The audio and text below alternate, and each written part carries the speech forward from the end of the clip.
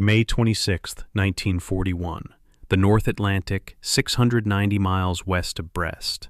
Gale winds, driving rain, a sea state that grounded most aircraft in most navies. 15 ferry Swordfish biplanes lift off the pitching deck of HMS Ark Royal. Open cockpits, fixed landing gear, fabric stretched over a metal frame, a design that looked outdated the day it entered service 5 years earlier. Top speed, 138 miles per hour, a speed most fighters of 1941 could beat while landing. Their target is the German battleship Bismarck, 50,300 tons, the most powerful warship afloat, the ship that sank HMS Hood with a single salvo 3 days earlier and killed all but 3 of her 1,418 men. The Royal Navy's fastest battleships are still hours behind. If Bismarck reaches French air cover by morning, she's safe. 15 aircraft, the ones crews called the string bag because like a housewife's string shopping bag it could carry almost anything, are the only weapon in range. Within the hour, one of them puts a torpedo into the single most poorly defended point on the ship and ends the hunt. By May 1941, Germany's surface raiding strategy depended on Bismarck reaching open water undetected. Operation Rheinübung sent her and the cruiser Prince Eugen into the Atlantic to hunt convoys. British naval intelligence found the sortie almost immediately. HMS Hood and HMS Prince of Wales caught her in the Denmark Strait on May 24th. In under 6 minutes, Hood took a hit in a magazine and broke in half. Prince of Wales, still working up with civilian technicians aboard, took heavy damage and pulled back. Bismarck, leaking fuel from damaged tanks, turned for occupied France. The pursuing British force, King George V, Rodney, the cruisers Norfolk and Suffolk, and Ark Royal's Force H coming up from Gibraltar, faced a closing window. Lose contact once, and she was gone. On the night of May 25th, they lost contact. For over 30 hours, the most powerful fleet the Royal Navy could assemble had no idea where she was. A slow, unarmored biplane had no business solving this problem, and by any reasonable measure, it didn't look like it could. Bismarck carried 8 15-inch guns that could score hits past 20 miles, plus a secondary and anti-aircraft battery of more than 50 barrels. Her fire control was built to track speeds that mattered in 1941, dive bombers and fighters closing at 250 to 300 miles per hour. A Swordfish came in at 90 knots, around 103 miles per hour, torpedoes slung under the fuselage, flying at less than half the speed the German gun-laying predictors were built to catch.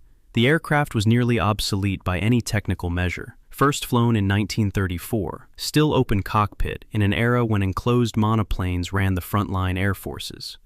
Rough seas had already wrecked one strike that afternoon. Swordfish, guided by faulty radar, mistakenly attacked the British cruiser HMS Sheffield, dropping 11 torpedoes that missed or went off early against the waves. The second strike, launched into failing light and a Force 8 gale, was close to a suicide mission by the standards of any air arm in the world. What the Germans couldn't adjust for was the gap between a weapon looking obsolete on paper and behaving that way in the air. The Swordfish's slowness meant German gunners kept overleading their shots, aiming ahead of a target that wasn't moving fast enough to reach the point they were tracking toward. Pilots like Sub-Lieutenant John Moffett flew the attack at wave-top height, some as low as 20 feet, holding their run through a wall of anti-aircraft fire until the exact release window.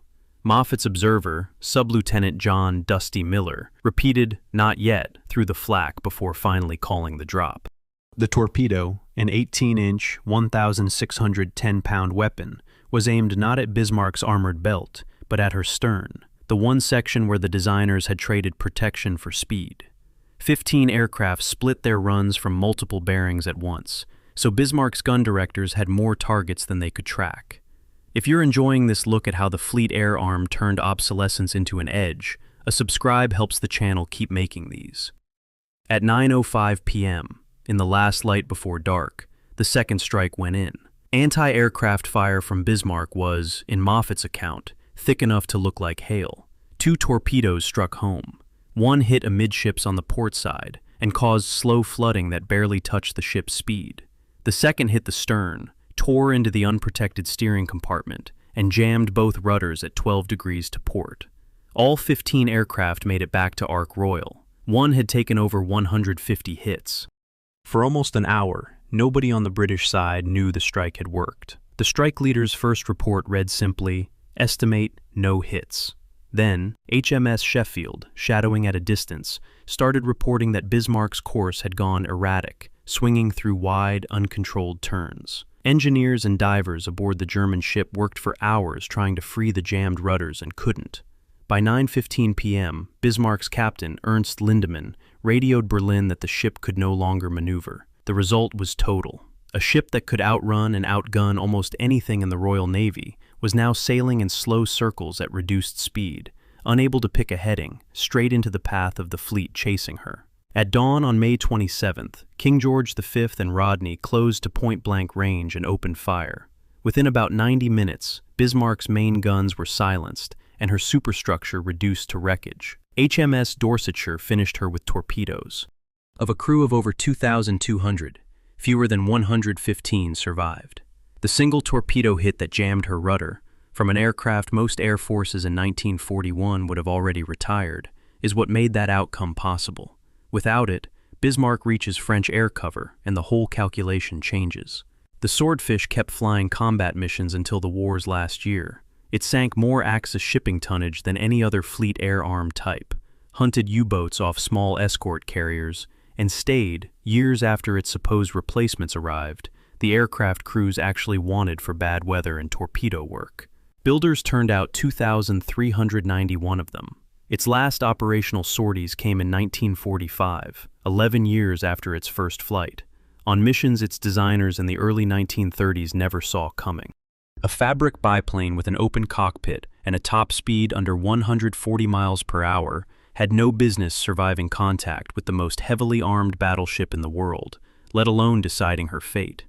But the same numbers that made the Swordfish look obsolete on a spec sheet made her invisible to a fire control system tuned for a faster war. Germany built the finest naval gunnery system of its era. A biplane slower than most of the ships it was meant to sink took it apart.